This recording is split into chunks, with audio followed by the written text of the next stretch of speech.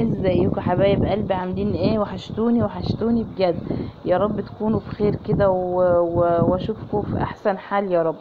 العفش دوت، دي زفة عفش كده بتاع ابن عمتي. هاني ربنا يسعده ويهنيه يا رب، وربنا يرحم عمتي يا رب. ويدخلها فسيح جناته. عمتي ديت متوفية، وكان لازم ان احنا نفرحوه ونعمله معاه يعني الواجب، لان هو طبعا ما يعتبر ما فيش حد اخواته متجوزين وما فيش غيره، يعني هو بس. فاحنا رحنا كده معاه في العفش بتاعه. كانت زفة جميلة، ربنا يسعده ويهنيه ويسعد كل عريس وعروسة، وعقبال عندكم يا رب كلكم، عقبال ولادكم ويفرحكم بيهم يا رب. زي ما احنا شايفين كده اهوت، دي حته كده، حاجه بسيطه كده صورتها، معرفتش اصور غيرها. كان نفسي اصور لكم الزفه، بجد كانت حاجه كده تفرح بصراحه.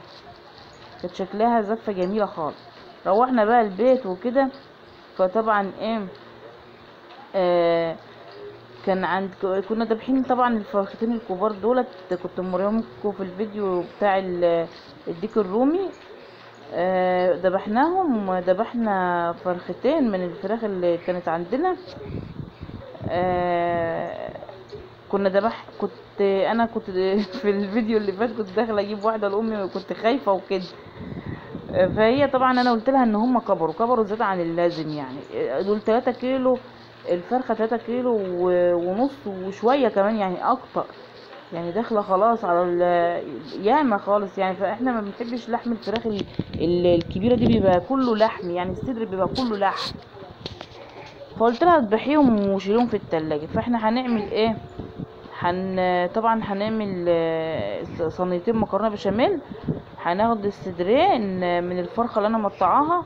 الفرخه دي طبعا اللي قدامكم ديت احنا هنقطعها ونحطها ايه في التلاجة كده، لما تعوز منها تطلع وتعمل.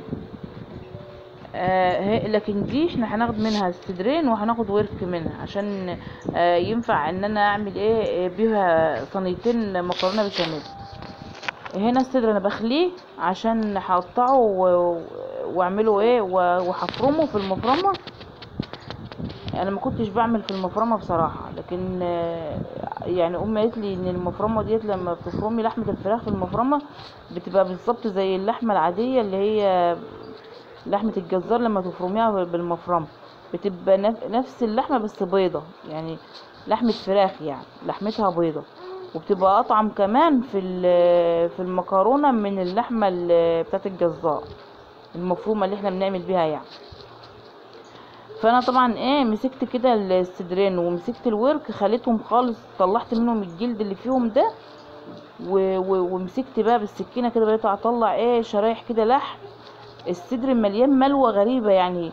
عشان كده احنا مش بنحب ايه اللي احنا يعني نكبر اكتر من كده في الفراخ. ما بحب احنا عندنا اصلا اهلي، انا اصلا مش بنحبه ايه، ولا انا ولا اهلي نحبوا الفراخ الكبيره أوي ولا الصغيره أوي، يعني المتوسطه الحلوه دي. تمام. انا بوريكم الصدرين اهمت، اللهم صل على النبي. بسم الله ما شاء الله، كبار يعني. فانا طلعت منهم لحم كتير، عملت صينيتين مكرونه وكانت اللحمه في المكرونه في صينيتين ماليه الصينيتين، صينيتين كبار يعني. انا هو بطلع اللحم كده زي ما انتم شايفيني، وهاخده في المفرمه افرمه كله، وهيطلع جميل خالص زي اللحمه المفرومه. وهعمل بقى ايه، هعمل الصينيتين المكرونه وهوريكم كل حاجه خطوه بخطوه. طلعت اهوت كله انا دلوقتي هاخد بقى ايه اللحمه ديت. طبعا انا كنت غاسله الفراخ حلو زي الفل، كنت غسلاها بالمحلول بتاعي والطريقه بتاعتي اللي انا بغسل بيها الجميله ديت، اللي ايه ما بتخليش اي ريحه زفاره في الاكل. بس عملت ايه بقى برضو، عشان انا مسكتهم وقطعت منهم وكده، فطبعا اكيد اتزفروا تاني. جبت طبعا شويه دي زي ما انتم شايفين كده، كميه حلوه، وهدعك بيها. هدعك بيها اللحمه، عشان ايه تضيع برضو لو في اي حاجه مثلا زفاره، تضيعها خالص. لما مسكتها طبعا وقطعتها اكيد اتزفرت تاني بعد ما غسلتها نضيف. تمام. هروح اغسل تحت الحنفيه بعد ما حطيت عليه الدقيق كده. هو هغسلها تحت الحنفيه بالميه، وكالعاده قطعت الليمونه طبعا غلط. عمري في حياتي ما هقطعها صح في يوم من الايام. عمري الليمونه مش عارفه، الليمون بالذات ما بركزش معاه في التقطيع، على طول بقطع الليمونه غلط. حتى بصي يعني بفضل اتك عليها عشان تنزل ميه، مش راضيه، ما هي مسدوده، تعتبر مسدوده. باجي مدخله صبعي في ضفري فيها كده، بصي ايديا صبعي دوت الكبير مدخلاه فيها عشان اطلع منها الميه بتاعتها. وانا اصلا غاسله بليمونتين قبل كده، يعني مفيش اي حاجه والله، بس برضو الواحد لما ياكد على حاجه مره واتنين، لان اللي هياكل لو لقى اي حاجه كده هيسيب الاكل ومش هيكمل يعني. فطبعا انا بصوا اللحمه بتاعت الفراخ زي اللحمه العاديه اللي من عند الجزار، بس لونها ابيض، لحمه عاديه خالص بس لونها ابيض. لحمه الصدر دي لونها ابيض، يعني ده الفرق بينها وبين اللحمه اللي هي اللحمه المفرومه اللي احنا بنعمل بيها بنعمل بيها المكرونه البشاميل. جربوا كده الصدر كده بتاع الفرخه كده، واعملوا صينيه صغيره على طريقتي، اقسم بالله مش هتجيبوا لحمه مفرومه تاني خالص، تعملوها على طول بلحمه الفراخ. وطبعا اللي فضل طبعا من الفرخه اللي احنا خدنا منها دي هنعمل بيه طبعا شاورما وكده. انا دلوقتي بدبل بصلايه كده، بصلتين ولا حاجه للحمه بتاعه المكرونه. هنزل بيها زي ما شفتوا كده اهوت، وهحط طبعا عليها الفلفل بتاعها والبهارات، وهخدمها احلى خدمه. هحط لها كل الحاجات بتاعتها اللي هي تخلي ريحتها حلوه وتخلي طعمها اجمل.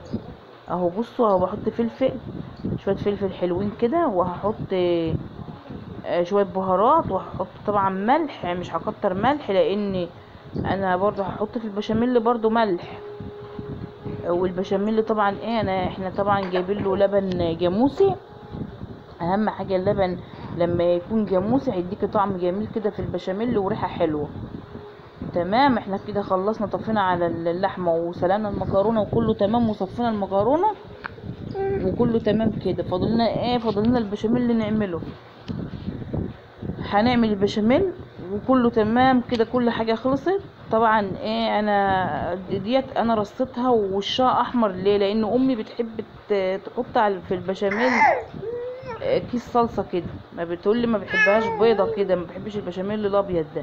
انا ما بحطش صلصه عندي، بس بصراحه طلعت بصوا زي ما انتم شايفين كده زي الفل، جميله وطعم وريحه خطيره، يعني ريحتها كانت قلب المكان. وزي ما انتم شايفين كده شكلها جميل وطريه خالص.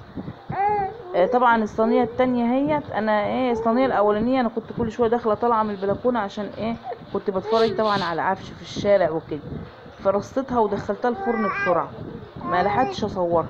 الصينيه التانية هيت الاضاءه طبعا عندنا النور طبعا الاضاءه بتاعته مش تمام يعني، فالدنيا كانت تعتبر يعني اللمبه مش كبيره، فتحس كده ان الاضاءه مش حلو.